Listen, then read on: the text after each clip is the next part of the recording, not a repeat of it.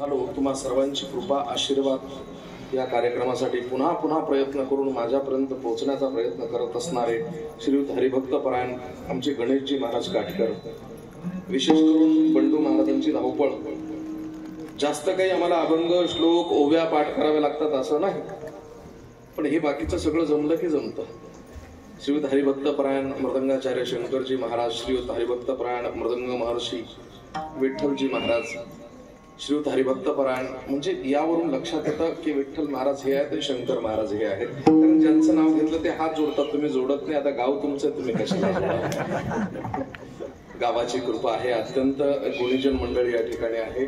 मोठे मोठे स्वर शिरोमणी आहेत. श्रीयुत हरिभक्त परायण आमचे हनुमान महाराज काळे आहेत. श्रीयुत हरिभक्त परायण रामेश्वरजी महाराज आहेत. श्रीयुत हरिभक्त परायण अनिलजी महाराज आहेत. झालं का बरोबर? आणि सर्वच्या सर्व अत्यंत गंधर्वाची यादी आहे. सर्वांच्या चरणावरिंदी मस्तक टेकवतो, साष्टांग प्रणिपात करतो. या गावचे धडाडीचे पोलीस पाटील तेही भेटले आणि अत्यंत आदरानं विचारपूस केली. त्यांनाही धन्यवाद देतो. ग्रामपंचायत, सोसायटी, जिल्हा परिषद, पंचायत समिती, आमदारकी, खासदारकी सगळे एकत्र घेतो आणि विशेष करून छान प्रकारची साऊंड सिस्टम, ध्वनी व्यवस्था, त्यांनाही धन्यवाद देतो. आणि सर्वांच्या चरणी मस्तक टेकवून साष्टांग प्रणिपात करून अभंगामध्ये प्रवेश. विठ्ठला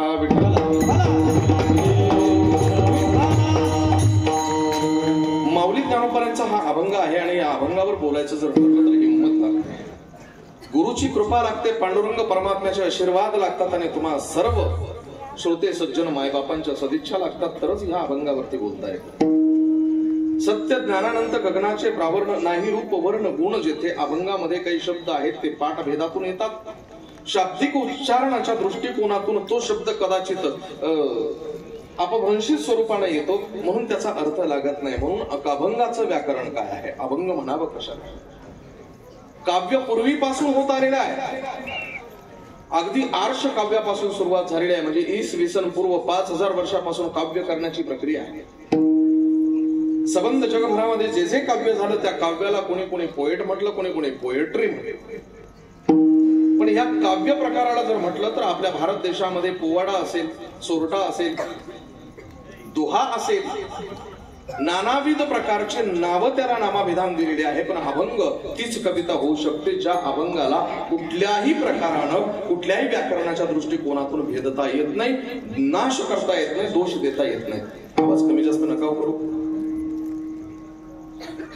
तर अभंग म्हणजे काय? तर व्याकरणाच्या दृष्टिकोनातून अस्तोभम, असंदिग्धता, अल्पाक्षरत्व, विश्वतोमुखम, सारग्रहण आणि दोषराहित्य या सर्व मुद्द्यांमधून जर कविता अत्यंत अचूकपणे, बिनदिक्कतपणे बाहेर निघत असेल, व्याकरणाचा कुठलाही दोष त्या कवितेला लागत नसेल तर त्याला अभंग असा म्हणावा. जी कालही होती, आजही आहे आणि उद्याही अबाधित राहील, कुठल्याही प्रकारचा दोष त्याला लागणार नाही, त्याला अभंग असं म्हणतात. जर अभंग असेल तर त्या अभंगामध्ये दोष नसावा. ज्या वेळेस मुद्रण प्रक्रिया सुरू झाली, लिखाण सुरू झालं, तोपर्यंत कदाचित व्याकरणाचं अध्ययन असावं, अध्यासन असावं, अध्यापन असावं. म्हणून व्याकरण अत्यंत चपखलपणे आजपर्यंत मांडण्यात आलं. विशेष करून अजून सांगतो, ज्या वेळेस इलेक्ट्रॉनिक पद्धतीनं एखाद्या शब्दाला न्याय द्यावा लागला, डिजिटल स्वरूपाने त्याला मांडावं लागलं, त्यावेळेस मात्र दोष आला. ऑटो वर्ड नावाचं सिस्टम असतं मोबाईलमध्ये, लॅपटॉप मध्ये सुद्धा ते असतं ऑटो वर्ड. आणि ज्या वेळेस एखादा मनुष्य एखादा अभंग, कविता काही जर टाईप करत असेल, एखादा मेसेज टाईप करत असेल, एखादा थिसेस प्रबंध लिहित असेल, तर ते लिहित असताना त्याला ऑटो वर्ड नावाचं एक सिस्टम आलेलं असतं. काही शब्द सुचवतं आणि जोपर्यंत आपण शब्द सिलेक्ट करत नाही तोपर्यंत आलेला शब्द पर्याय म्हणून ते स्वीकारतं. पटपट टायपिंग केलं की, एखाद्या वेळेस एंटर केलं की लगेच शब्द छापला जातो. पण हे असं होत असताना ज्या वेळेस पर्यायी शब्द त्या ठिकाणी येतो, मूळ शब्दाचा भाव नष्ट होतो, मूळ शब्दाचा गाभा नष्ट होतो आणि त्या अभंगाला अभंग म्हणण्यात अर्थ राहत नाही. उदाहरणार्थ अभंगामध्ये शब्द आहे पाहते, पाहणे, दुरी सारून या. गायनाच्या आवेशामध्ये पटकन बघून दृष्टीभेदामुळे जर कदाचित पाहतेच्या ऐवजी पाहता झालं तर त्याचा दोष लागतो. का? तर पाहते म्हणजे माऊली ज्ञानोबाला सांगतात सत्य ज्ञानाच्या अंती. सत्य ज्ञानानंद सुद्धा कुठे म्हटलं जातं, पण सत्य ज्ञानाच्या अंती जाणीवेस आलेलं जे चैतन्य आहे त्याच्या अभिव्यक्त होण्यासाठी माऊली ज्ञानोबांचे शब्द आहे सत्य ज्ञानानंद गगनाचे प्रावरण, आकाशाच्या स्वरूपाला मला तो भगवान परमात्मा दिसला. पाहते पाहणे दुरी सारुण्या हा शब्द ज्यावेळेस आला ना, पाहता जर म्हटलं तर पाहता म्हणजे पाहणं झाल्यावरती, पाहता म्हणजे बघत असताना. पण पाहते जर म्हटलं तर पाहणारी इंद्रिय अर्थात द्रष्टा दृश्य दर्शन. एखादी वस्तू आहे, ती वस्तू आपल्या समोर आहे, एक बघणारा आहे, ज्याला बघायचे ती वस्तू आहे, आणि त्या दोघांमध्ये घडणाऱ्या प्रक्रियेला दर्शन म्हणतात. या दर्शनातून ब्रह्म आणि भ्रम याची व्याप्ती नष्ट होत असते. म्हणून बघणारा मनुष्य जो आहे त्याच्या समोर भ्रम आहे की ब्रह्म आहे या बाबतीत तो अनभिज्ञ असतो. इथे मौलिक ज्ञानोपायांचा तोच प्रकार आहे. पाहताच्या ऐवजी पाहते शब्द आहे. पाहते म्हणजे इंद्रिय, पाहते पाहणे दुरी सारुण्या. पाहणारे जे इंद्रिय आहेत हे इंद्रिय बाजूला काढून ज्यावेळेस आपण बघायला प्रयत्न करू त्यावेळेस आपल्याला मूळ चैतन्य दिसेल. या चर्मचक्षुने ते दिसत नाही, कारण बाहेरचं विश्व आपल्याला ह्या डोळ्यानं दिसतं, पण आतमधलं विश्व हे ज्ञानचक्षुनच दिसतं. म्हणून ज्ञानचक्षु उघडून मौलिक ज्ञानोपाय सांगतात, मी माझ्या अंतर्भूत असणाऱ्या, अंतरंगामध्ये वावरणाऱ्या, तिथे विहार करणाऱ्या, क्रीडा करणाऱ्या परमात्म्याला साक्षीभूत बघितलेला आहे. पाहते पाहणे दुरी सारोनिया, तुहारे श्रीहरी पाहिला डोळे भरी. तो श्रीहरी मी डोळे भरून बघितला, पण डोळे नसताना किंवा डोळे बंद करून मी त्याला बघितला. डोळे उघडले की जग दिसतं, पण डोळे झाकले की स्वतःला बघता येतं. हा एक नियम आहे. मौलिक ज्ञानोपाय तो श्रीहरी तुम्ही जर आत्मस्वरूपाच्या स्वरूपानं जर बघितला असेल तर आम्हालाही बघायचं. सांगा प्रक्रिया काय? त्यांनी सांगितलं, निर्गुणाचं दर्शन घ्यायचं असेल तर सगुणापासून प्रारंभ करावा लागतो, आणि ह्या निर्गुणाची मूळ ज्योती सगुण स्वरूप पांडुरंग परमात्मा आहे. अभंगाचा भावार्थ विठ्ठला विठ्ठला.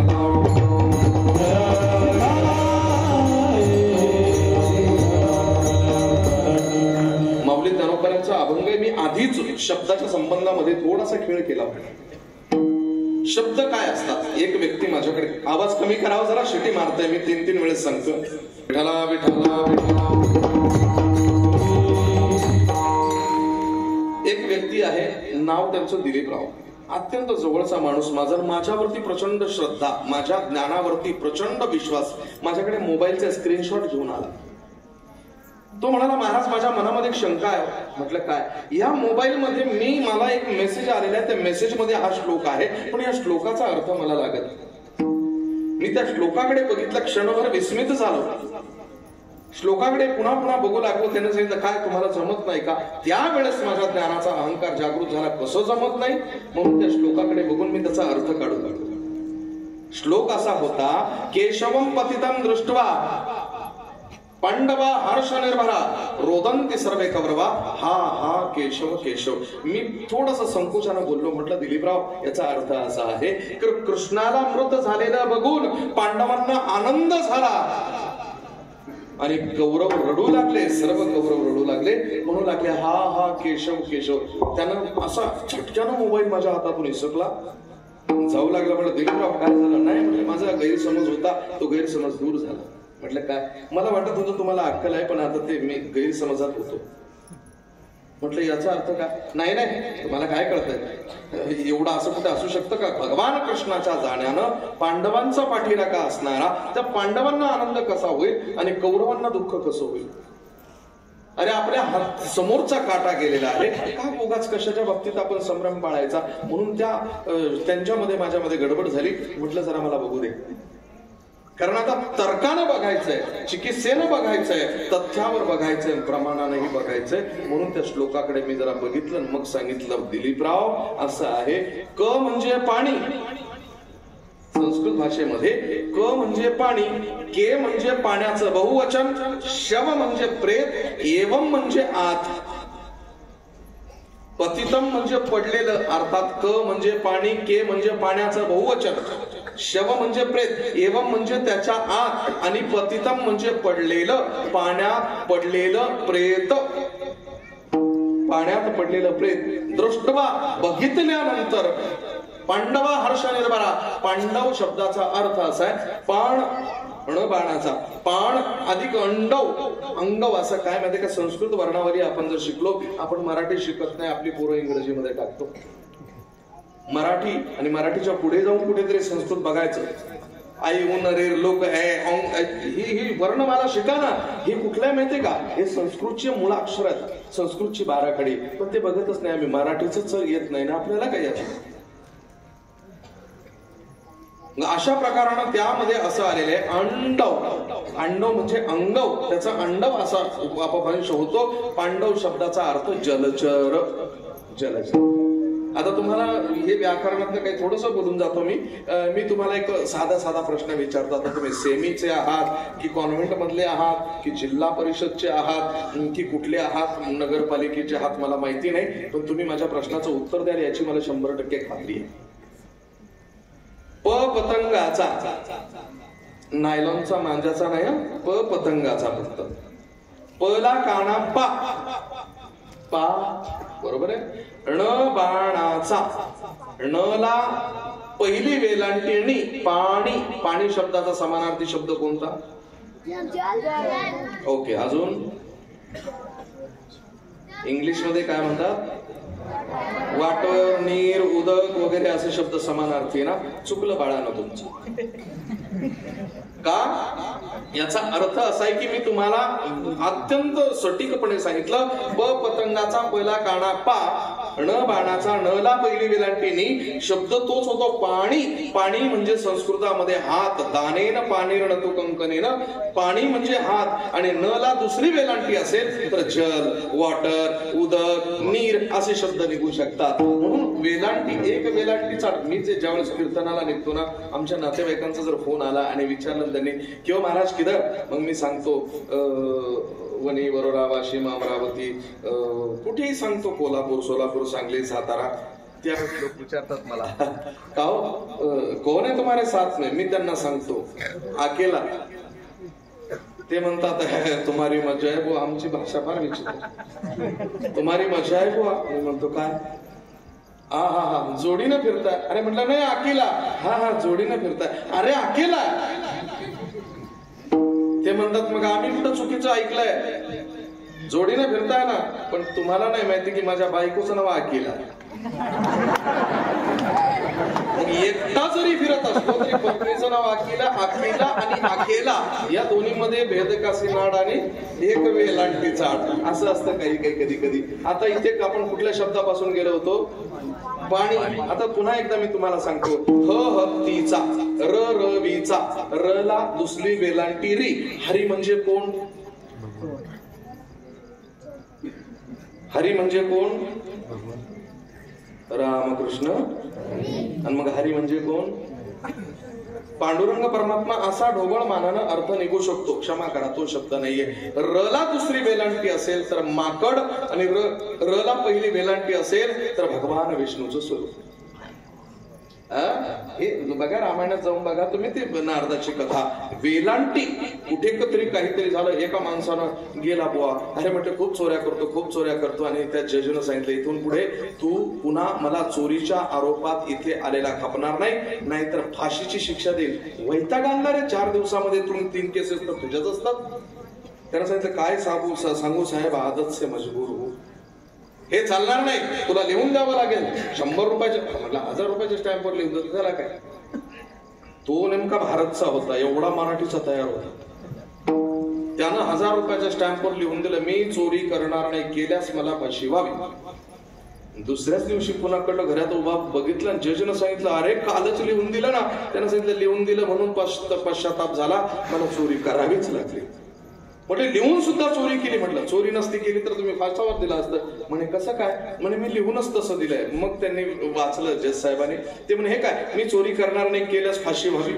त्याने सांगितलं बघा तो पूर्णविराम मी कुठे दिलेला आहे. मी चोरी करणार नाही, केल्यास फाशी व्हावी. मी चोरी करणार फुल स्टॉप, नाही केल्यास फाशी व्हावी. एकच वाक्य आहे, पण कुठे तोडायचं कुठे मोडायचं यावरती शब्दाचं गणित बसलेलं आहे. म्हणून पाहते पाहणे दुरी सारून या सत्य ज्ञानाच्या अंती. जर माऊली ज्ञानोबा ह्या परिभाषेत बोलत असतील, त्यांची जर ही परिभाषा असेल तर ज्ञानोबा आम्हाला एक थोडंसं सांगावं की खरोखर तुम्ही सांगता आहेत हे आमच्या कामाचं आहे का? आम्ही रिकामे बसलोत का? तुम्ही आम्हाला तत्वज्ञान शिकवायचं का? आम्हाला आमचं कळत नाही का? वगैरे वगैरे अनेक प्रश्न आहेत. सगळ्यात महत्वाची गोष्ट ज्ञानोबा, तो तुमचा अधिकार आहे. का यासाठी व्याकरणाचा एक मुद्दा आहे, शास्त्रीय दृष्टिकोन आहे, अनुबंध चतुष्ट आहे. स्वज्ञानेन प्रेरयति इति अनुबंध. दुसऱ्याच्या म्हणजे स्वतःच्या ज्ञानानं दुसऱ्याला प्रेरित करायचं असेल तर त्यासाठी अनुबंधाची आवश्यकता असते. 4 प्रकार असतात: अधिकार, संबंध, विषय आणि प्रयोजन. अधिकारामध्ये विवेक, वैराग्य, श्रम, दम, तितिक्षा, उपरती, श्रद्धा, समाधान, मुमुक्षुत्व आदी गुणांची युक्तता असेल तरच माणूस बोलू शकतो, अन्यथा बोलण्याचा त्याला अधिकार नाही. चला ठीक आहे, हरकत नाही. ज्ञानोबरांचा अनुभव, गुरु परंपरा ठीक असेल, पण माऊली ज्ञानोबा तुम्ही ज्या अर्थानं आम्हाला उपदेश करतात, आमच्याबद्दल आम्ही तुमच्याशी कटिबद्ध राहू म्हणून आमच्यावरती तुम्ही काय उपकार केलेला आहे?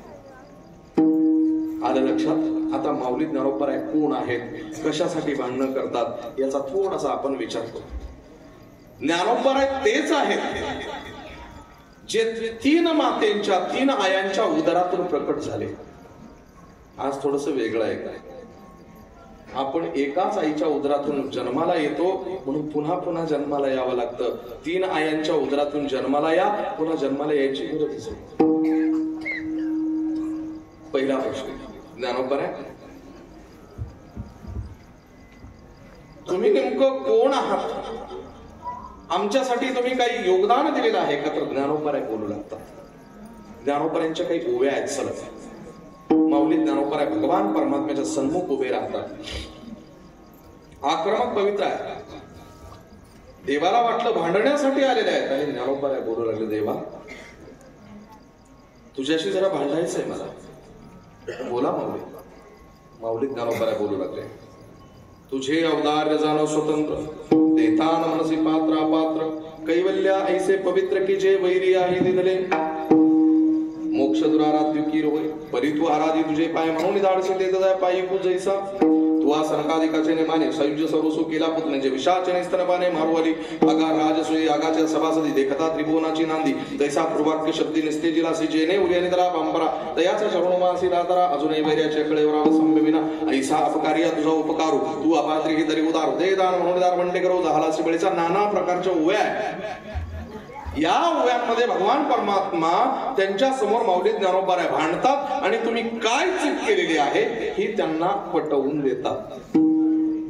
तू उदार आहेस, तुझा औदार्य स्वतंत्र आहे, देताना पात्र अपात्राचा विचार करणार, कोणालाही तिकीट देऊन मोकळा होतो का, जरा मतदारसंघाची चौकशी करणार.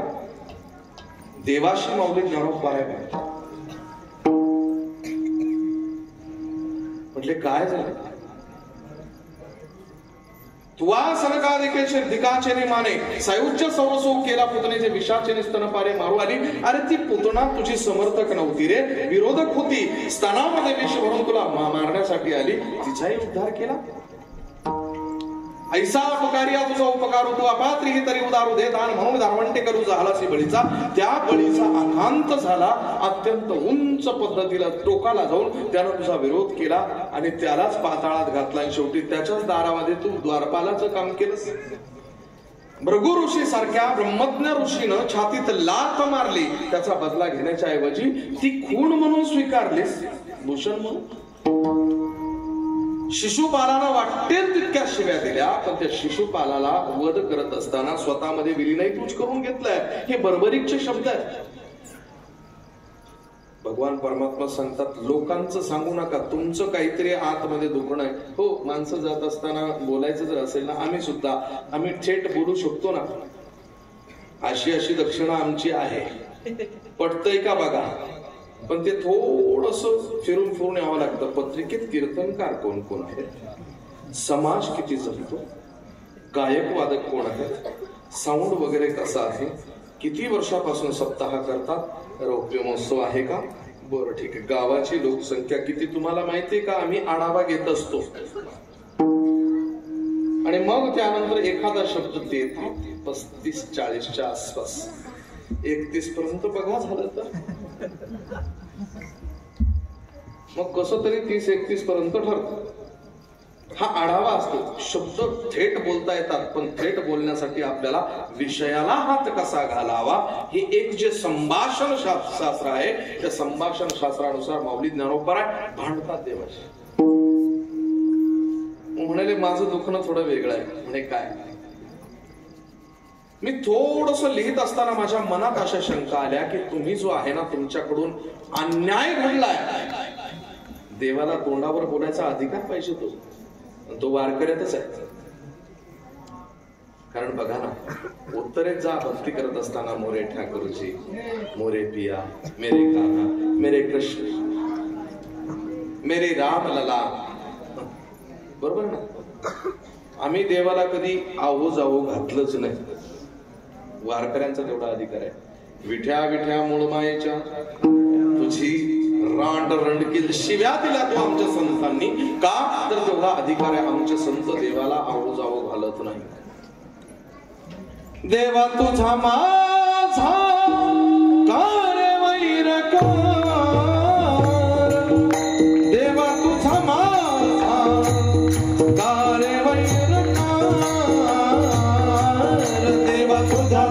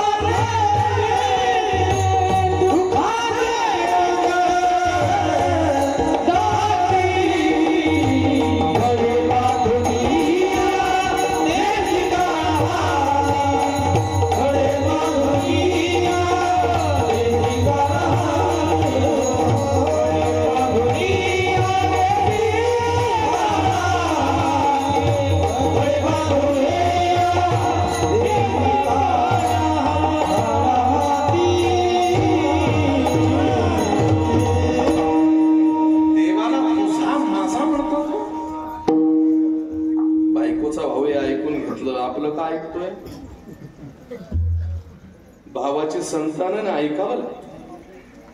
देवा तुझा माझा कारे. तिकडे खानदेशामध्ये एक गाव आहे, तिथे फासे पारधी समाज आहे. ते बाबाला सुद्धा आवाज करत. एकदा मला फोन केला, काय रे बाबा, तुला जर तुझी तारीख घ्यायची असेल तर काय करावं लागेल. म्हणलं कोण आहे तू. मी जामदानाचे ना. म्हटलं आपली ओळख कर. मी सगळ्या भाषा बोलतो. म्हणतो नाही नाही तुम्ही मम्मी काय युट्यूब वरून नंबर दिनात एक गाडीचं नाम दे, तुले फोन करणार. येणार बाबा आमना गाव मा.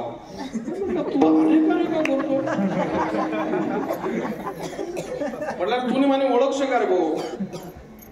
नाही नाही पण आमना गावमा 4-5 लोक म्हणत की त्याच बाबाला कीर्तन नाहीये, कितला बी पैसा जाऊ दे त्यानं आज कीर्तन ठेवणार. मग येणार बाबा तू. तुम्ही म्हणे काही ओळख शिकार भाऊ. नाही तुला मला काही संबंध शे का. मी नाही म्हणलं तरी दुसरा कोणी शे का. एक लक्ष्मण महाराज शे ना. लक्ष्मण महाराज वनात म्हणे आठे त्यांना सांगे बोली. म्हटलं लक्ष्मण महाराज हा माणूस मला आरेकारे करतो म्हणजे माझ्या नाते संबंधातला आहे का ओळखीचा का. नाही नाही म्हणे हे मोदीला सुद्धा आरेकारेच करतील म्हणे. अरे बा यांची परंपराच ती आवाजावरून कधी कोणालाच बोलत नाही. ते सुया घे, पोत घे, फणी घे, ते गावचा पाटील असू द्या नाही तर जिल्हा परिषदेचा सभापती असू द्या, दे रे भाऊ उचलून म्हणतात पाटील. आवाज नाही म्हणजे ही जी परंपरा आहे आपलेपणाची आहे आणि आपलेपणाच्या परंपरेमध्ये आरेकारे बोललं जातं. म्हणून ह्या अधिकाराला माऊली ज्ञानोबराय भगवान परमात्म्याशी भांडले आणि शेवटचे शब्द आता सांगू. तुमच्याकडून काय चुकलं. 2च ओव्या. अहो हा वेदार्थ सागर जया निद्रिस्ताचा गोरू जो स्वयं सर्वेश वर्ष अनुवादला. हा वेदार्थ सागर म्हणजे हा वेद आहे ना देवा. एक दिवस काय झालं, आमच्या गणेश महाराजांच्या हातचं वांग खाल्लं. फार छान स्वयंपाक. जरा चव लागली म्हणून जास्त खाल्लं, वरतून दूध. जरा सकाळपासून अन्नापासून वंचित झालेला होता त्याच्यामुळे जास्त जेवलाच देवा तू. जेवल्यामुळे कीर्तन झालं केलं. झोपला तर झोपण्यामध्ये घोरणं सुरू झालं आणि त्या घोरण्यातून जे शब्द निघाले तेच वेद म्हणून निर्माण झाले. आहो हा वेदार्थ सागरू जया निद्रिस्ताचा घोरू जो स्वयं सर्वेश्वरू प्रत्यक्ष अनुवादला. हे सर्वेश्वरा प्रत्यक्ष तुझे शब्द आहेत ना. देव म्हणतात हा ठीक आहे. मग काय झालं, या वेदांनी केवढा मोठा घोटाळा केला माहितीये तुला. देव म्हणाले काय केलं, वेदू संपन्न होय ठाई परी कृपणू ऐसा आन नाही. जो कानी लागला तिही वर्णाची. वेद संपन्न आहे, समर्थ आहे, सद्गुण आहे त्याच्यामध्ये असं मी म्हणू शकत नाही. समर्थ आहे, संपूर्ण आहे, पण त्याच्यामध्ये काही अपूर्णता आहे. कारण त्यानं 3च वर्णांचं कल्याण केलं, 2 तसेच ठेवले. जबाबदारीनं पुन्हा एकदा बोलतो, 3घांचं कल्याण केलं, 2 तसेच ठेवले. कारण आजवर आम्ही ऐकत आलेले वर्ण 4 आहोत. 4 वर्ण आहेत, ब्राह्मण, क्षत्रिय, वैश्य आणि शूद्र. पण ब्राह्मण, क्षत्रिय, वैश्य 3घांचं कल्याण केलं. एक शूद्र आहे बरोबर, पण त्याच्याबरोबर 4था 5वा वर्ण कोणता.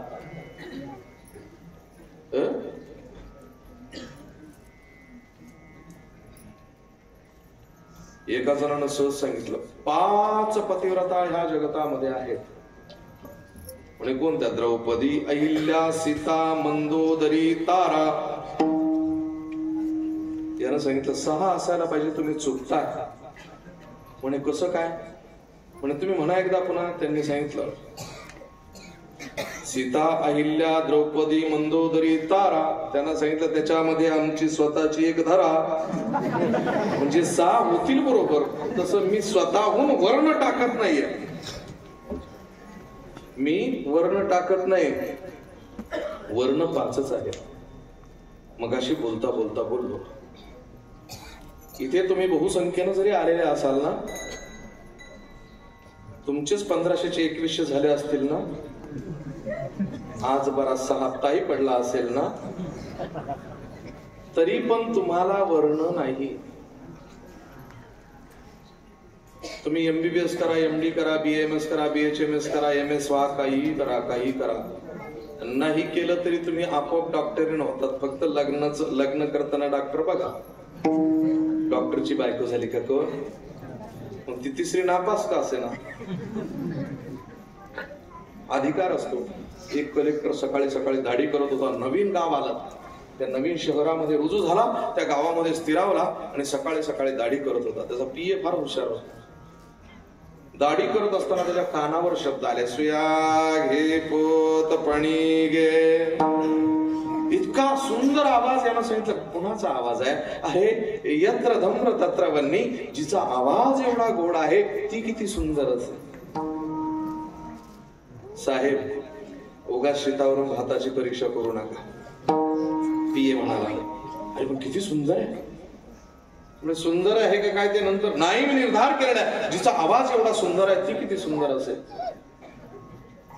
अरे म्हटलं धुरावरून अग्नीची परीक्षा करा, पण अग्नीतून धूर काढायच्या भानगडीत पडू नका. असा धूर निघेल का राखच होईल. तरी पण मला लग्न करायचंय, मी लग्न करेन तर ह्याच मुलीशी. एक बार मैंने जो कमिटमेंट कर दी फिर मैं अपने आप की भी नहीं सुनता.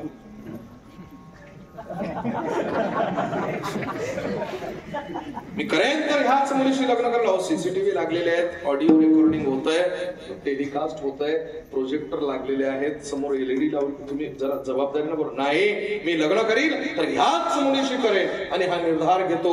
हे बघ, आज माझ्या हातामध्ये पाणी सोडला संकल्प गेला. भाई तुझं लग्न झालंय का. मला नाही ना रे भाऊ. आणि काय करते म्हणजे काय, सोयाबीन विकते. चल माझ्या बरोबर.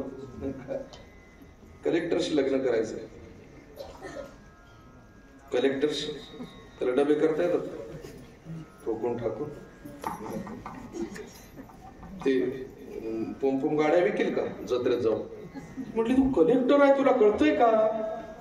पगार त्याचा गडगंज प्रगत करतो, जिल्हा ताब्यात असतो त्याच्या. असं आहे का काही? चाल बाबा. गेले कलेक्टरच्या समोर म्हटले ही बघ, काळा सावळा गे हा पोर कुणातली पोर होती. तिचा तो रंगरूप बघितलं, तिचा तो आक्रमक चेहरा बघितला, मला काय काटक यष्टी आहे. गेली झक मारली, आता काय करणार आहे. म्हटलं करू लग्न. लग्न झालं, एक पार्टी होती, पार्टीत गेला बायकोला घेऊन. आता भरजरी नऊवारी अलंकार दागिने आणि गेला. आता तिला माहितीच ना माझा नवरा करतो काय. मग अधिकार कळण्यासाठी अधिकारी लागतो. मृदंगाचार्याला वा वा जर म्हटलं तर आपल्याला कमीत कमी 3 बोल तरी आले पाहिजे. नुसतं फुकट मग केरवा दादरा गरबा सप्ताल सप्ताल 3 ताल 14 ताल आडा 14 ताल आदला रूपक चाचर कळाले पाहिजे, तर त्यांची स्तुती करून उपयोग नाही. वा वा वा वा याला काय म्हणतात माहितीये का? लोणी लावणं. गायकांच्या बाबतीत जर बोलायला ठरलं, आरोह अवरोह रागांची माहिती असली पाहिजे. राग असताना औड गातोय का, शाडव गातोय का, संपूर्ण जातीचा आहे का, राग असताना उतार मध्यम कुठे गातोय, कशा पद्धतीने गातोय, यामध्ये किती राग मिश्र होतात, मिश्र होत असताना कोणता पुरुष राग आहे, कोणता नर आहे, कोणता मादी आहे, स्वरामध्ये तीव्र कोणता आहे, शुद्ध किती आहे आणि तीव्र किती आहे, शुद्ध किती आहे, हे कळायला पाहिजे. कोमल स्वर किती आहेत. तर त्यांना बोलून वाह वाह वाह काय छान, काहीच नाही भाऊ. पुढची तारीख त्यांनी तुझी घ्यावी म्हणून तुझे लाड चाललेत, बाकी काहीच संबंध नाहीये. तो अधिकार कळण्यासाठी अधिकारी लागतो. जर मी इथून साऊंडवाल्या दादांना म्हणत असेल की तुमचं असंच आहे तसंच आहे, मी इथून सांगितलं पाहिजे त्यांना, अरे तुम्ही साऊंड क्राफ्ट वापरता का, कोणता आहे, MGP का साऊंड क्राफ्ट? मायकी. हो चला ठीक आहे, हरकत नाही. पण इथं बसून मी सांगितलं पाहिजे की एक आवजा वापरतायत का, प्रोटॉन वापरतायत का, P सिरीज वापरतायत का, P ऑडिओ वापरताय का, T सिरीज वापरतायत का. मग यांच्याकडे पॉवर अँप किती आहे, पॉवर अँप लावल्याच्या नंतर यांनी जर टॉप लावलेले आहेत तर त्याच्यामध्ये 15 इंचीचे 2 आहेत का 3 आहेत. मग यांनी जर बेस लावलेले आहेत त्याच्यामध्ये 18 इंची कसं आहे, मॉनिटर जर लावलेले आहे तर 15 इंचीचे आहे. मग त्याच्यातून किती डेसिबल बाहेर निघतं, इथून मी सांगितलं पाहिजे. इको व्हॅल्यूम किती असला पाहिजे, रिव्हर्ब किती असला पाहिजे, त्याचा डिले किती दिला पाहिजे, हे मला इथून कळायला पाहिजे. मग त्यांनी 2 वे केलंय का 1 वे केलेलं आहे का, असं करत असताना मग हॉर्नला किती डीबी दिलाय, इथे किती डीबी वाजतोय, हे जर मला जर कळालं तर त्यांना सांगून उपयोग नाही. तर गेन वाढव गेन वाढव, गेन दावड्या, गेन हे क्वालिटी मेंटेनर आहे. आवाज नाही दिला जात त्यानं. पॅन वरती ठेवायचं मग तिथं इकडे तिकडे फिरवायचं. पॅन म्हणजे आवाजाला इकडे तिकडे कर्व करण्याचा प्रकार. मला जर त्यातलं कळालं तर मी बोललं पाहिजे ना, नाहीतर तुमचं साऊंड असंच आहे, साऊंड तसंच आहे. मग ते काय म्हणशील, हो तुला कळत नाही, तुझ्याशी डोकं लावून मला उपयोग नाही, पुन्हा तू कुठं तरी भेट, तुला नाही माईकला करंट देऊन उरफाटा पाडला. असं असतं काही.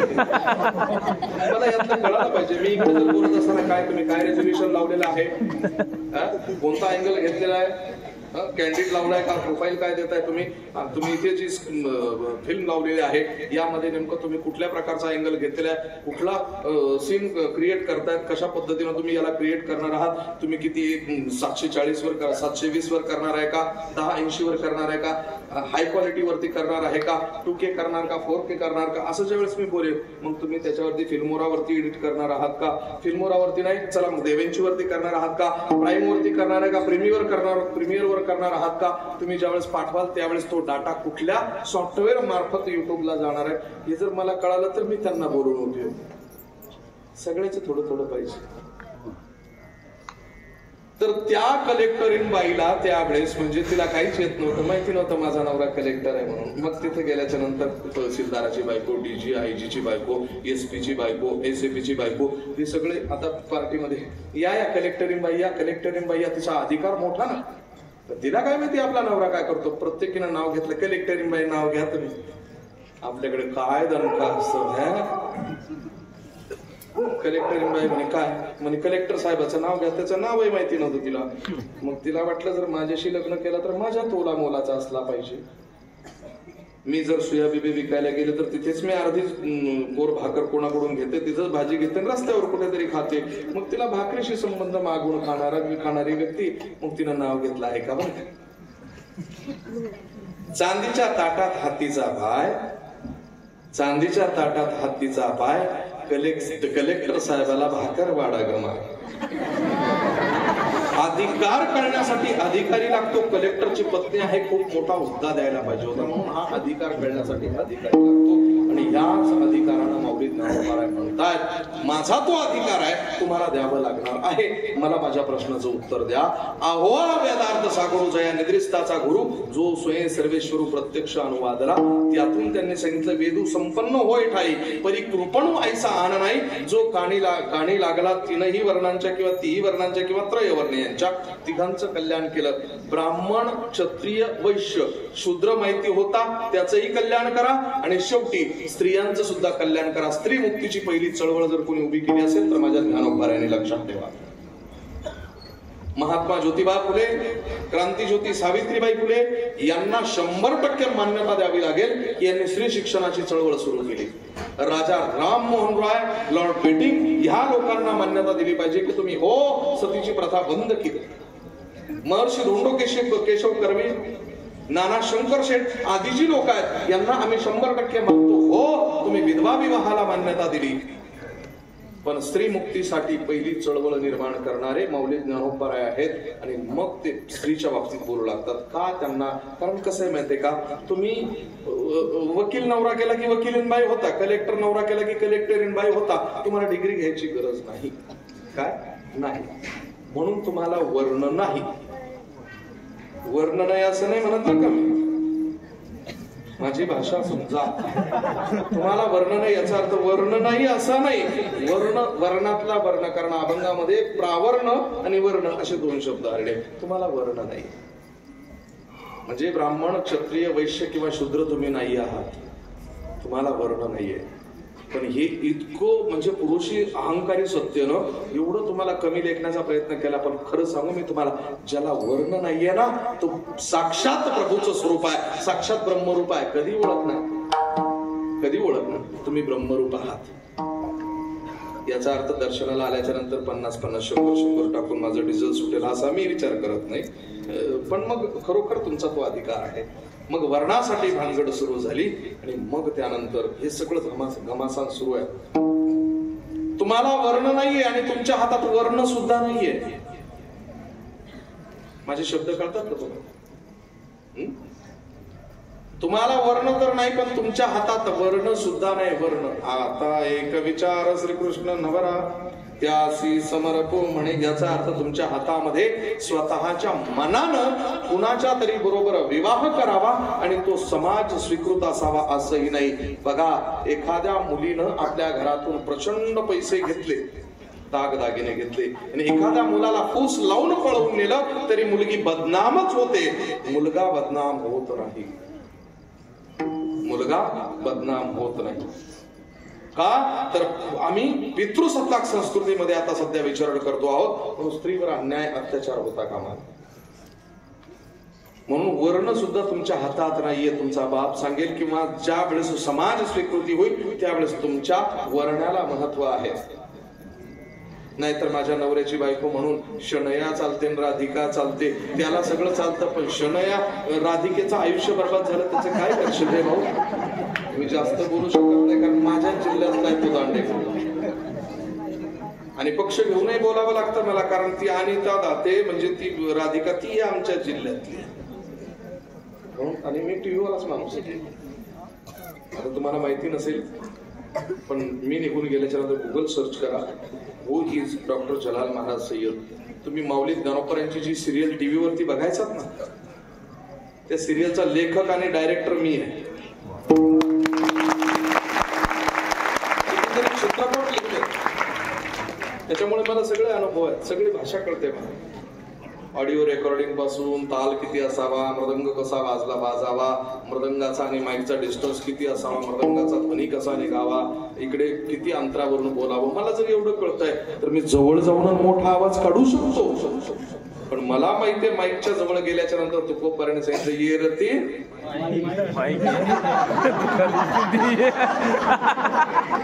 मी लिहिलाय का? कोणी सांगितलंय? येरती माईक दुःखाची माझे गुरु प्रातस्मरणीय पूजनीय आदरणीय वैकुंठवासी वेद विद्या वाचस्पती जगन्नाथ अण्णा पवार त्यांना समजलं नाही. मग त्यांचा ज्यावेळेस घसा या मॅग्नेटनं खाला त्यावेळेस मला समजलं येरती माईक दुःखाची नाही आधी अंती अवसान, त्याच्यावर इलाजच नाहीये का चमडे बदलतात. इथंच बोल पाडावं लागेल. म्हणून लक्षात ठेवा, माऊली ज्ञानोबांचं भांडण आहे. स्त्री मुक्तीची पहिली चळवळ सुरू केली आणि मग त्यानंतर माऊली ज्ञानोबांची ज्ञानेश्वरी सुरू लिहायला सुरुवात झाली. आता माऊली ज्ञानोबा यांच्याबद्दल एक प्रश्न मी तुम्हाला विचारतो, हुशार आहात तुम्ही. पहिला प्रश्न, माऊली ज्ञानोबांचा जन्म 15 ऑगस्ट 1275. माऊली ज्ञानोबांची समाधी 25/11 म्हणजे 25 नोव्हेंबर 1296. 21 वर्षाचा काळ आहे, पण निर्धारित धरा 22 वर्षाचा काळ. 22 वर्ष माऊली ज्ञानोबा हयात होते. 22 वर्षाचं आयुष्य ज्ञानोबा यांचं. माऊली ज्ञानोबा किती वर्ष जगले? माऊली ज्ञानोबा किती वर्ष जगले हा तुम्हाला प्रश्न विचारतो, सांगा पटकन.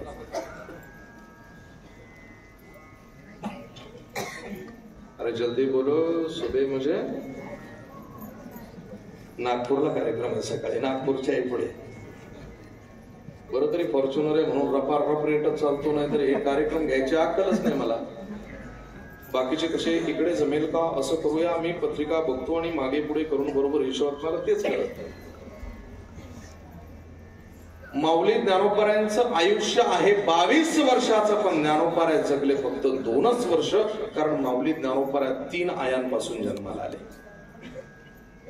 तुम्ही म्हणाले संविधानिक आहे, काय बोलताय? हो, ऋग्वेदी देशस्थ ब्राह्मण कुळातील काणव शाखीय सिद्धोपंत कुलकर्णी, त्रिप्रवरी आणि वसिष्ठ गोत्री असणाऱ्या सिद्धोपंत कुलकर्णी अलंकापूर निवासी एकच कन्या होती, नाव होतं मीनाक्षी. विवाह झाला. विठ्ठलपंत गोविंदपंत कुलकर्णी माध्यंदिन शाखा शुक्ल यजुर्वेदी देशस्थ आणि वत्स गोत्रीय पंचप्रवरी ब्राह्मण त्यांच्या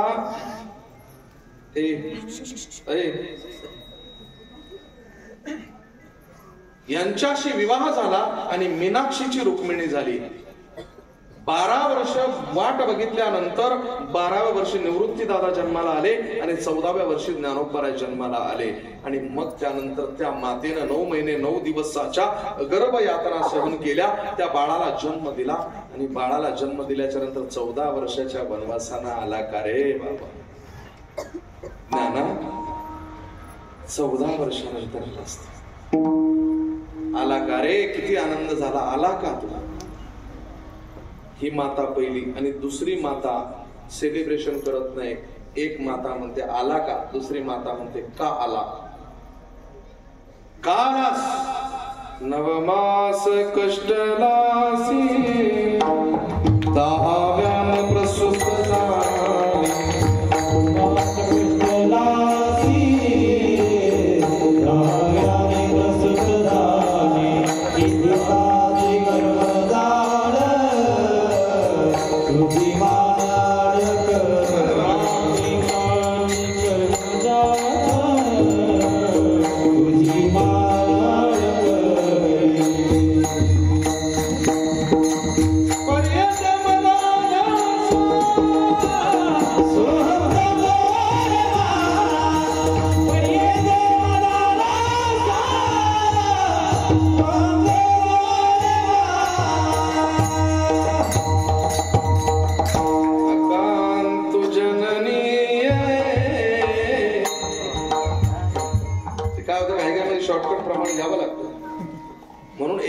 तुझ्या गर्भवासातून आलो, त्या आला आहेस, त्याच्यातून किती वेदनादायक अवस्था आहे. काय इथे जरा वेळ काहीतरी तुला थंड उष्णता वाढू लागली की एसी आणतो, कूलर आणतो.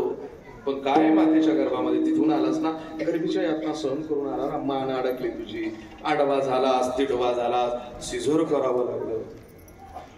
किती यातना आहे. म्हणून दुसरी माता, पहिली माता म्हणते आलास, दुसरी माता म्हणते का आलास, तिसरी माता म्हणते आला ना, आता पुन्हा येऊ नको. तिसऱ्या मातेच्या गर्भामध्ये ज्यावेळेस माऊली ज्ञानोबा वाढतायत, त्या मातेचं नाव आहे आईसाहेब मुक्ताई जगत जननी, जी ज्ञानोबांपेक्षा 4 वर्षांना लहान आहे. ज्ञान गर्भामध्ये ज्ञान सूर्य वाढू लागला आणि त्यावेळेस मुक्ताईला पहिल्यांदा ज्या वेळेस गर्भधारणा झाली तो दिवस कोणता होता माहितीये तुम्हाला? ज्ञानेश्वरी लिखाणाचं काम चालू आहे. पैस खामाच्या धर्म मंडपाच्या बाहेर येऊन ज्ञानोबराय सहज आकाशाकडे बघतायत. मुक्ताई आली, दादा नेहमी गर्गासारखा आकाशाकडे बघणारा नाही, पण आता 2-3 दिवस झाले सारखा आकाशाकडे बघतोयस. काय ग काय? मृग नक्षत्र लागलंय ना? काही नाही का मुक्ताई, या ढगांकडे बघून मला जरा मौज वाटते. अरे ते ढग येतातच, दिवस आहे त्यांचे. काम ढगांकडे बघून तुला असं विशेष काय वाटतं? म्हणजे अगं तुला माहिती, एक विज्ञान सांगतो तुला. हे 2 ढग एकत्र आले, घर्षण झाले की त्यातून विजेची निर्मिती होते. काय उभी आहे? उदकाचे नियावेशे लखलखीत तेज प्रकाश. पाण्याच्या घर्षणानं, त्या ढगांच्या घर्षणानं पाण्याचे जे ढग आहेत त्यांना एकमेकाचं घर्षण झालं की विजेची निर्मिती होते. अजून काय काय म्हणतात ते? का फळलिया तरुचिया शाखा सहज भूमीसी उतरे देखा. ते म्हणतात फळं लागली की आपोआप फांदी जमिनीकडे येते, याचा अर्थ न्यूटनचा नियम, ग्रॅव्हिटी. नाना प्रकारच्या उभ्या आहेत त्या. एवढं झाल्यानंतर माऊली ज्ञानोबराय ज्ञानेश्वरीमध्ये तत्वज्ञान मांडतात. ज्ञानेश्वरी केव्हा पूर्ण होते? वयाच्या 16व्या वर्षी, बरोबर आहे.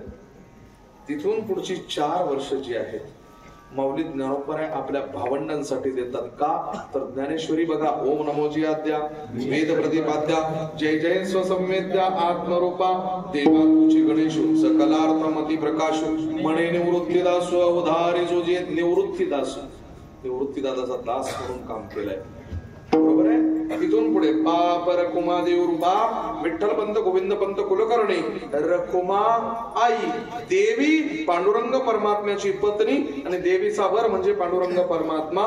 माझ्या पांडुरंग परमात्मा आणि रुक्मिणी आई साहेबांच्या कृपेनं माझ्या आई वडिलांचं कर्तृत्व पूर्ण करतोय माझ्या भावंडांसाठी दिलेल्या 4 वर्षामध्ये. म्हणून पापर कुमादेवीवरून आणि शेवटी ज्ञानदेव म्हणे म्हणतात.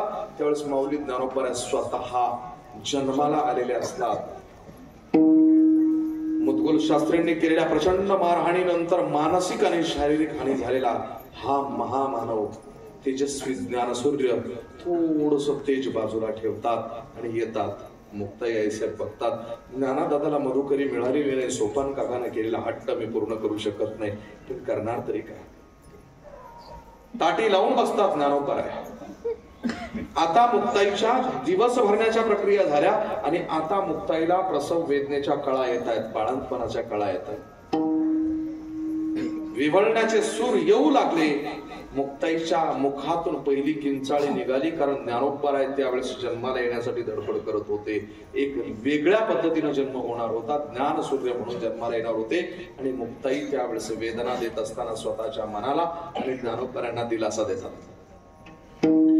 योगी पाव नामनाचा योगी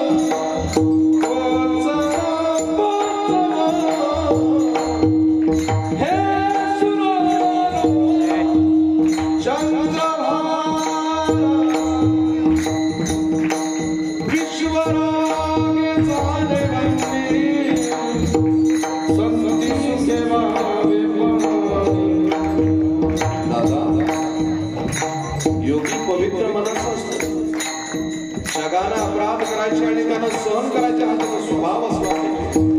योग्याची संपदा त्याग आणि शक्ती उभय लोकी कीर्ती सोहळा. म्हणून दादा तुला माहिती विश्वरागानं अग्नी झालं असेल आपण पाणी व्हावं. 7 वर्षाच्या मुक्ताने 11 वर्षाच्या गाणा दादाला जन्म सुद्धा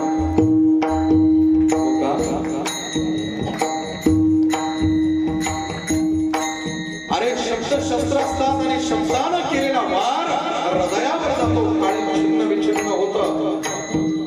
शस्त्रक्रिया करता येत नाही हृदयावर झालेल्या जखमेची. मलम लावला तर बरी होते जखम, पण तो मलम संतांचे शब्द लक्षात ठेवता उपदेशात. असं 2 प्रश्नांची उत्तर देऊन जाणं दादा. पहिला प्रश्न, लोक तुला बोलले म्हणून तुला वाईट वाटलं ना. लोक म्हणजे कोण? तुला वाईट वाटलं तू कोण आहेस? विश्व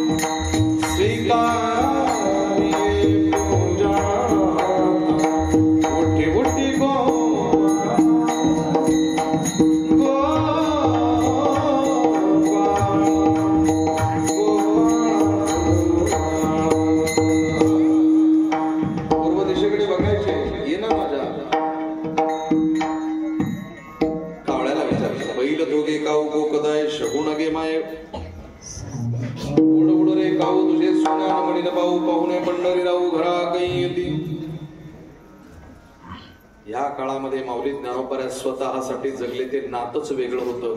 कारण ज्ञानोबा यांनी जमा केलेली जुळवलेली नाती कोणती माहिती? नामा म्हणे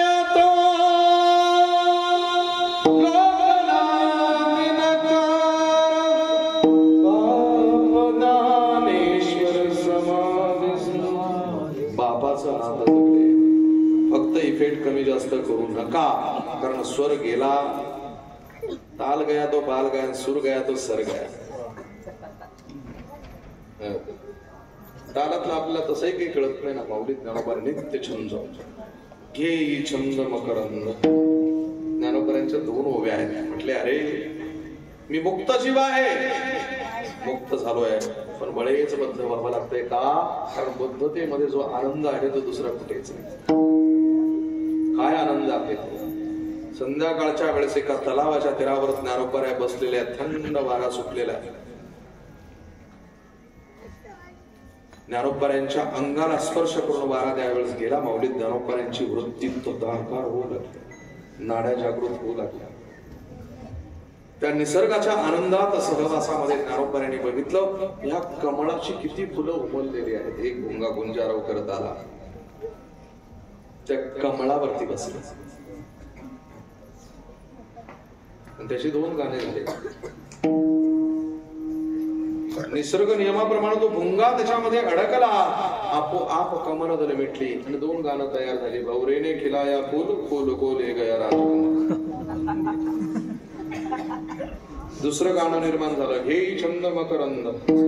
मिटता कामाला झाला. पण माऊली ज्ञानोबरांच्या शब्दावरूनच गेलेले आहेत. माऊली ज्ञानोबरा सांगतात, अरे बाबा ए पटकन निघ निघ निघ, बाहेर निघ, संध्याकाळ झाली, दल मिळताय, कमळाच्या पाकळ्या मिळतायत वेड्या, अरे गुदमरशील. पण माऊली ज्ञानोबरा म्हणतात, नाही रे, मी उगाच त्याला हे करतो, त्याची ताकद मला माहिती ना. काय जैसा भ्रमर वेदे कोडे बलदैसे काष्ट कोरडे परी कलिके माझे सापडे कोवळीये.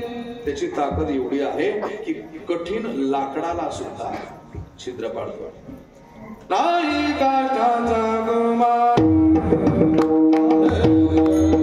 नाही काठाचा गुमान, नाही काठाचा गुमान, नाही काठाचा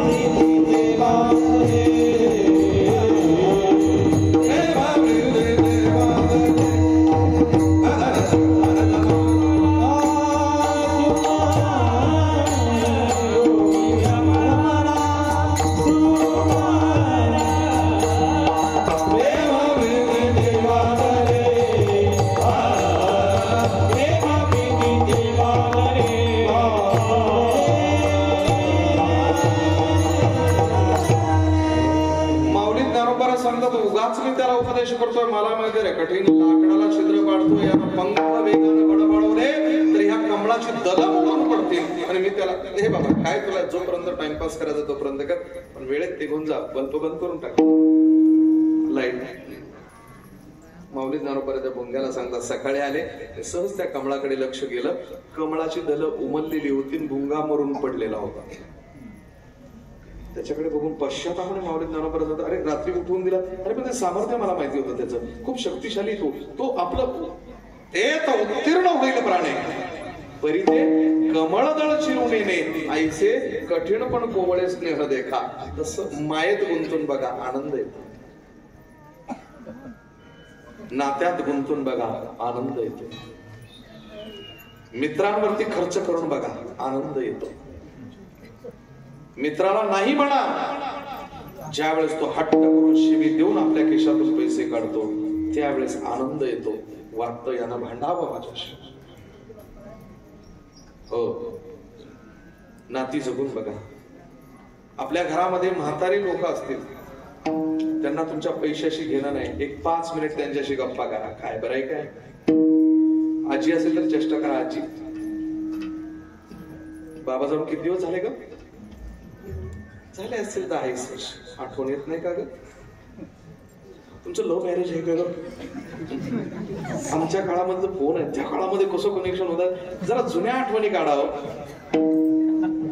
संजीवनी आहे त्यांना, त्यांच्यासाठी संजीवनी. म्हाताऱ्या लोकांच्या जवळ जुन्या आठवणी काढा, त्यांचे अनुभव सांगताना डोळ्यात पाणी येतं त्यांच्या. का? कारण ते म्हणतात, अरे जर माझा मित्र असता तर त्याच्याजवळ बोललो असतो मी, पण आता कोणी नाही. आजोबाचा मित्र व्हा, आजीचा मित्र व्हा, चेष्टा करा, खूप छान वाटतं त्यांना, मग चेष्टा करा. ज्यांना चेष्टा करण्याची सवय ते जास्त दिवस जगतात. ज्या बीपीनच मारतात.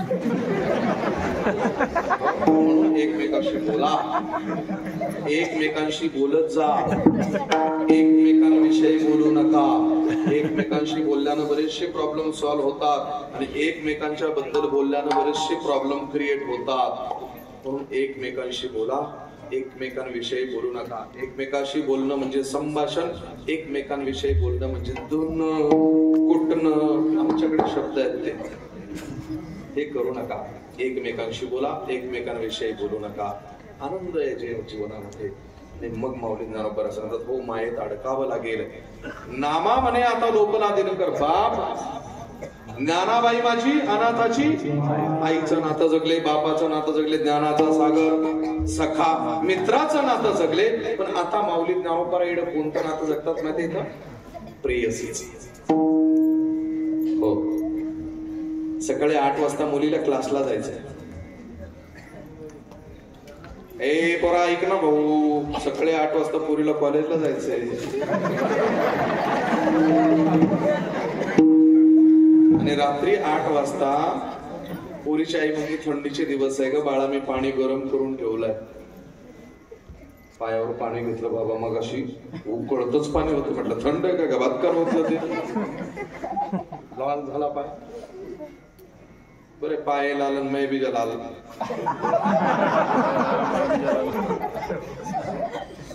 काय झालं, मुलीला सकाळी 8 वाजता जायचंय.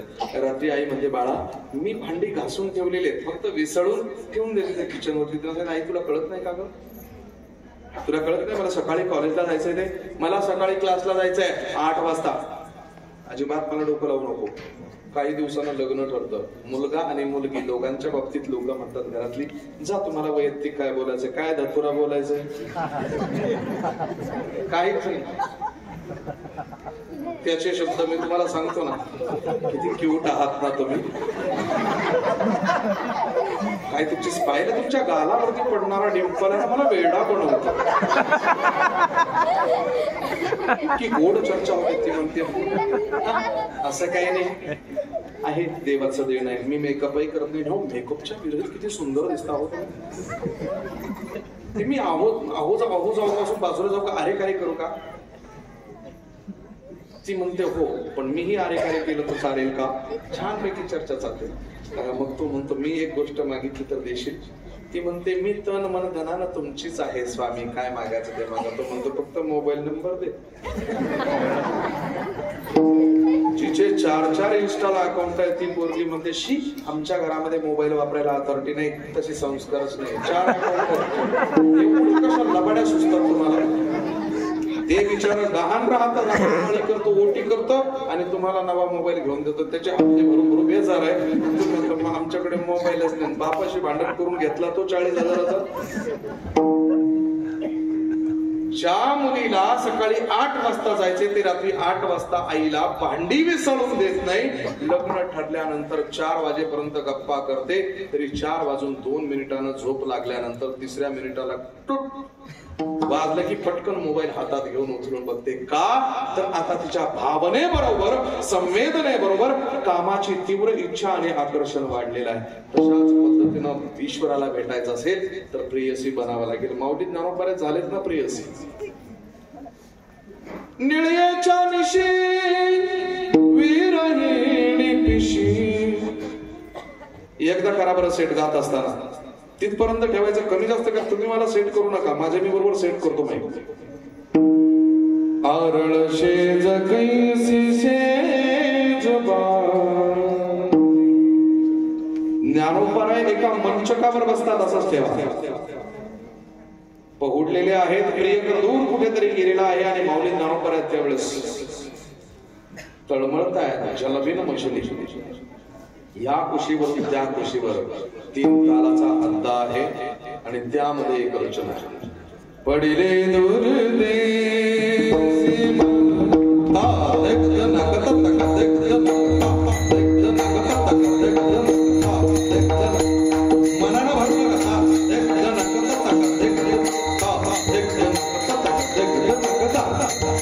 पडिले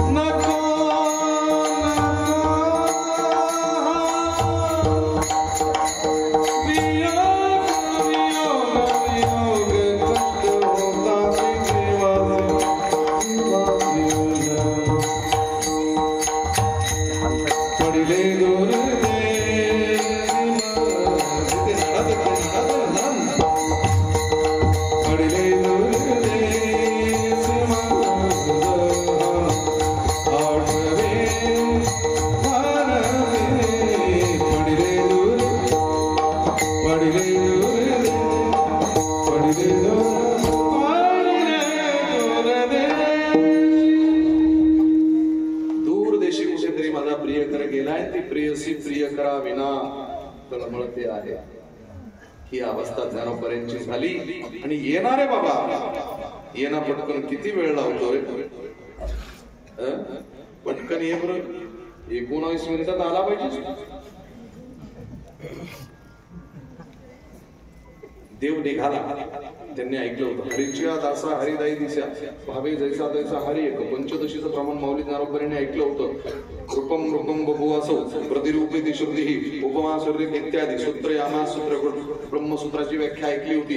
अतएव चोपमा सूर्य का अधिवत. अजूनही नाना प्रकारच्या रामायणामध्ये सांगितलं हरी व्यापक सर्वत्र समाना. अजून कबीर महाराज म्हटले होते घटघट बसे राम रमैया. माऊली ज्ञानोबा म्हणाले मी सुद्धा सांगितलं होतं सर्वा घटी राम देहादेही एक सूर्य प्रकाशक सहस्र रश्मी. किंवा गीतेमध्ये सांगितलं सर्वस्व अमृत सन्निविष्टो. नाना प्रकाराला तो कुठे कुठे आहे माहिती आहे. नागबाबा सांगतात हरीची दासा हरिदाही दिशा भावे जैसा तैसा हरी एक.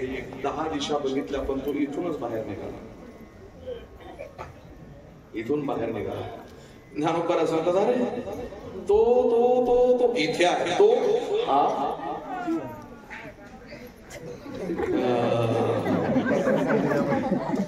तो अरे श्री हरी पाहिला डोळे भरी. पण या डोळ्यांनी बघून सत्यच आहे असा इकडे बघा ना माझ्याकडे. या डोळ्यांनी बघून दिसणारी वस्तू सत्य जर असेल तर अध्यस्त आणि विवर्तता घडावा. अनुपलब्धी अर्थापत्ती उपमान अनुमान शब्द आणि प्रत्यक्ष ही प्रमाण प्रणाली का भक्ती प्रभाकर ग्रंथानं द्यावी. म्हणून डोळ्यानं दिसणारं सगळं सत्य नसतं बाबा. हो डोळे फार घातकी आहेत.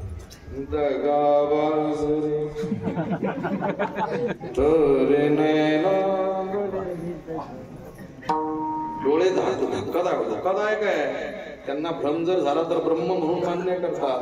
म्हणून या डोळ्यांनी बघू नका. हे डोळे बाजूला टाका. पाहते पाहणे बाजूला टाका. धुरी सारवणीया. आणि मग माऊली ज्ञानोबा तो हा इथेच आहे. पण हे जाणीवेच केव्हा येतं माहिती. त्याचं निर्गुण स्वरूप. निर्गुण स्वरूप म्हणजे आकाशासारखा असणारा भगवान परमात्मा. हा ज्ञान 3 प्रकारचं आहे. सत्य असत्य आणि मिथ्या. ब्रह्म सत्य जगत मिथ्या. जीव ब्रह्मही मनापरा ब्रह्म सत्य आहे जगत मिथ्या आहे.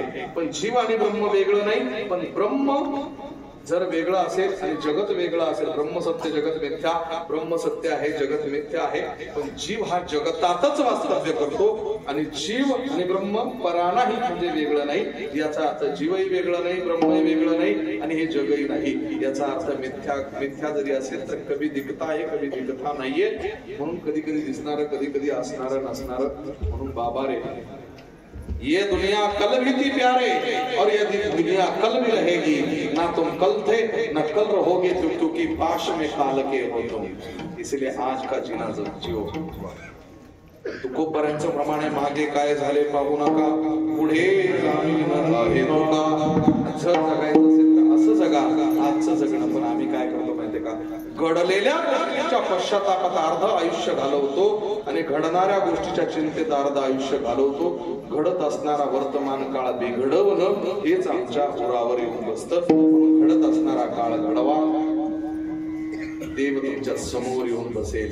म्हणून माऊली ज्ञानोबा सांगतात ज्ञान हे सत्य असावं. आणि सत्य काय. सत्य तू होतास. सत्य तू आहे. सत्य तू राहशील. सत्य तू सत्य तू सत्य तू ही तिरोक्ती आहे. म्हणून त्या हरीच्या नादाला लागा.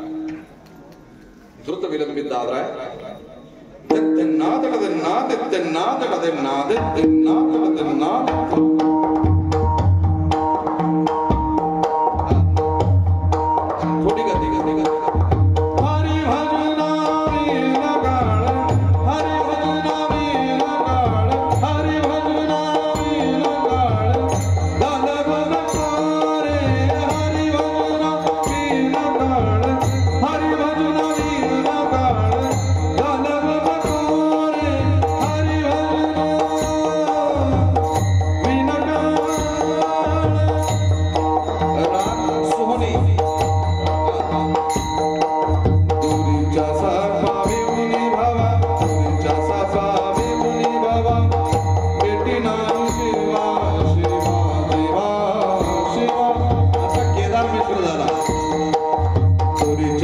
पावी मुनी भावा बेटी नाही शिवा शिवा अंतरीचा ज्ञान दिवा मला नको रे अंतरीचा ज्ञान दिवा मला नको रे हरी भजना वीर काळ हरी भजना वीर काळ दादव नको रे हरी भजना वीर काळ हरी भजना वीर काळ हरी भजना वीर काळ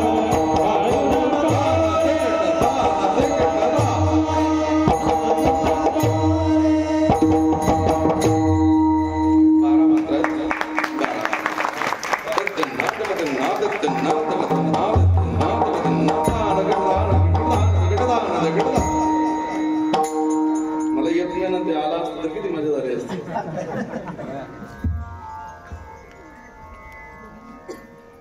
सोनीच काढला स्वरातलं काही कळत नाही आपल्याला राग त्याच्यामुळे राग येतो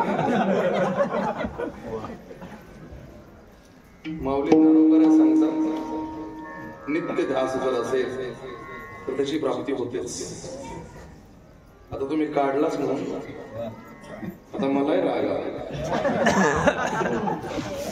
फक्त बापाचा जो धूमपान कमी करा आणि शाहीपान वाढवा म्हणजे त्याच्यातून मला सण कळतो ओम म्हणल्याच नंतर काय दोन साऊंडवाले चांगलेच असतात त्यांना क्वालिटी कळते आपण बिघडून देतो हे द्या हे द्या ते द्या एवढे लोक ना एवढ्यांसाठी एक एक मिक्सर आणायचा घ्या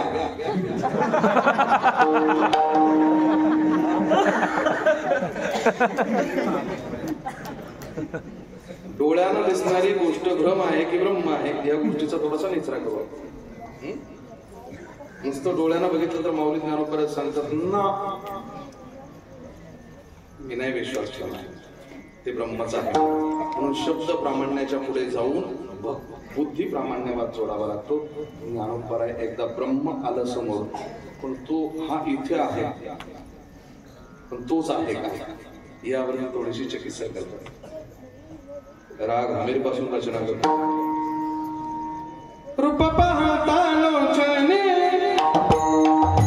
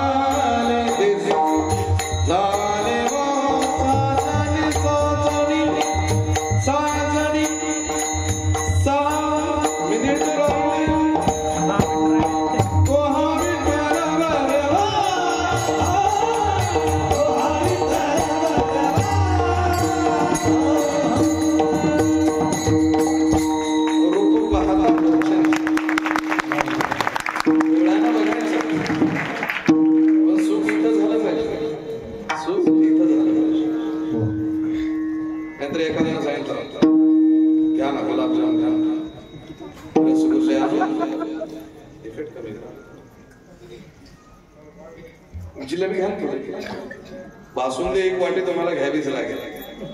जेव्हा जसा मालक म्हणतो नाही नाही दे एक वाटी अजून दे. त्यांच्या बाप जन्मात तरी कधी खाल्ली असेल का? दे दे गुलाबजाम दे मग मरेपर्यंत मिळतो का नाही, नाहीतरी भिकार चोटच दे दे. पोट भरत पण मन नाही भरत. एखादा ठेचा आणि भाकरी जरा 3 दिवसाची भाजी दोन घास का तुमची कृपा होईल. विनंती करून जर बोललं तर त्या चटणी भाकरीचा सुद्धा आनंद होतो. पोट नाही भरलं तरी हरकत नाही, मन आपोआप भरतं. मन भरलं की पोट भरायची गरज वाटत. म्हणून इथे शब्द मी जपून वापरतो. हो, शब्द जपून वापरतोय. मान्य करावं लागेल बुद्धीवर, मनानं का मनानं नाही. 25 वर्ष काय एवढा विचार करायचा. पण काल परवा रात्री काल दिवस दुपारपर्यंत कर्नाटकाहून गाडी चालवत आलो. रात्री आळंदीचा कार्यक्रम केला. एवढी धावपळ करत पुन्हा 250 किलोमीटर आलो. आता 300 किलोमीटर. मन म्हणतं जाऊ दे रे आपलेच लोक आहेत. पण बुद्धी म्हणते टोल नाका तो बाप करेल. मेंटेनन्सचं काय ती गाल्टो घेऊन फिरतो का तू? फॉर्च्युनर आहे, ऍव्हरेज कळतं का तुला? एवढी रात पाठ करून बोंबलं जायचं नाही. जाऊ दे ठरलं त्याचं काय. बुद्धी म्हणते नाही अजून 4 तासचं डोकं लाव. मनाचा बुद्धीचा संवाद आहे. येतं लक्षात? बंडू महाराज, गणेश महाराज,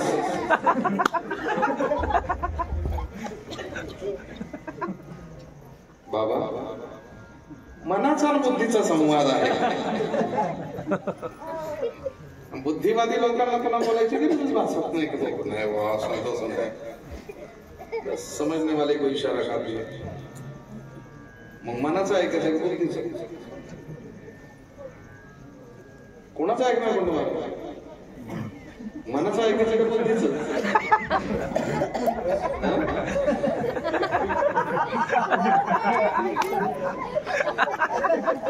लबाडा नका करू. तुमचं काय मत आहे मनाचं ऐकणार का बुद्धीचं? लबाड लोक आहेत राव. कधीतरी बुद्धीचं ऐका. म्हणून माऊली ज्ञानोबा आहे रूपक लावतात बुद्धीला साजणी म्हणतात. बुद्धीला काय म्हणतात? साजणी. आणि आपण आतापर्यंत साजणी शब्द फक्त खेबुडकरांच्या वाङ्मयात ऐकला होता.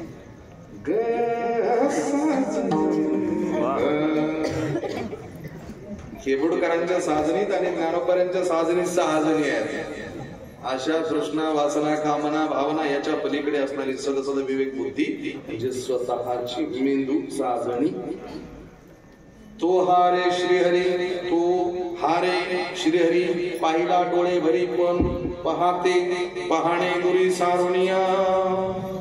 पण हे कधी सत्य ज्ञानाच्या अंती जाणीवेस येतं. ज्ञानोबा खरोखर आमची इच्छा. माझी अभंग सोडवण्याची पद्धत वेगळी बघा. ते असं रेग्युलर प्रमाण नाही. ज्ञानोबा सांगतात खरंच हो.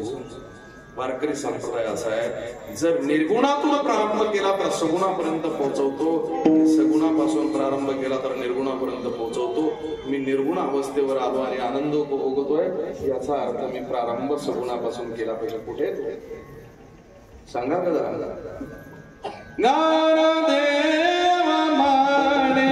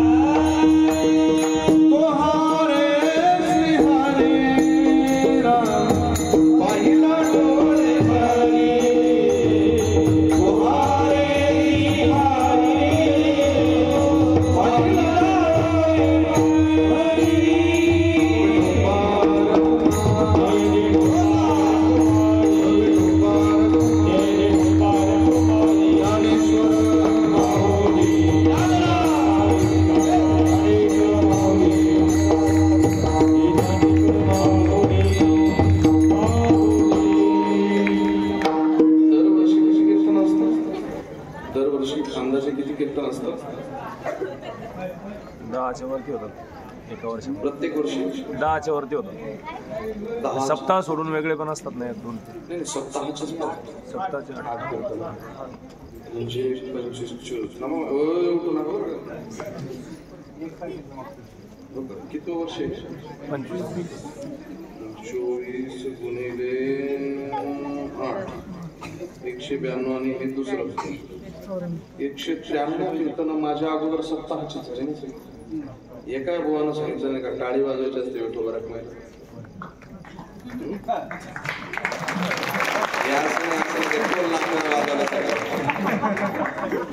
सर्वांनी वरती हात करायचे मग टाळी वाजवायचे सगळे. मी सांगेन त्यावेळेस मोकार नका वाजवा. जाऊ द्या सगळेच नका करू फक्त 2 जण करा. बाई आणि माणूस दोघांनीच करा.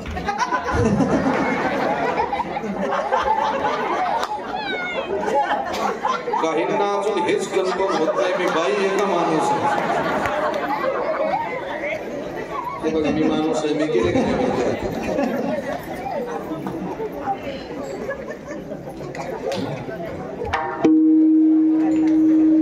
एकच हात वर केला तर मी काय समजायचं. लाल स्वेटर त्याला का झाकून केलेवरती सगळ्यांनी हात. मी सांगेन तसं मृदंगाची आवाज टोटल बंद करा तिथून कारण मृदंग इथे वाजणार आहे. माझ्या पाठीमागे म्हणायचं त्याचं आवाज बंद करा सगळे तिथून. दोन्ही पकडाचे आवाज आवाज बंद करा. हो बंद करा पकडाचे आवाज बंद करा.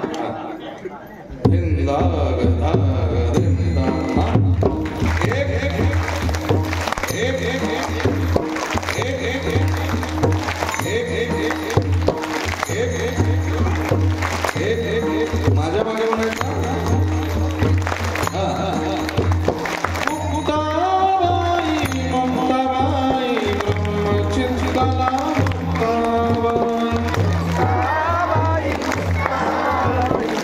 ब्रह्मचिंतला निवृत्तीची मुक्ताबाई ज्ञानदेवांची मुक्ताबाई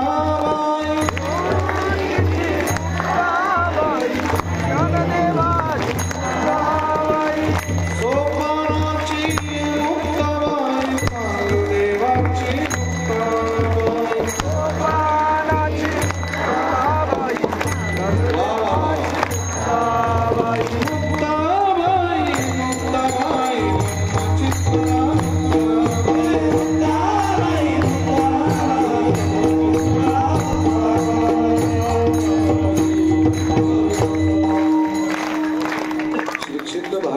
तालुका जफराबाद जिल्हा जालना या ठिकाणी चालत आलेल्या अखंड हरिनाम सप्ताहातील 25व्या वर्षाची दुसऱ्या दिवसाची सेवा माझ्यापर्यंत आली. माझ्या सेवेसाठी घट्ट धरणारे गुरुवर्य प्रातस्मरणीय पूजनीय आदरणीय श्री विठ्ठलजी महाराज जगताप यांच्या आज्ञेनं मला या ठिकाणी सेवेसाठी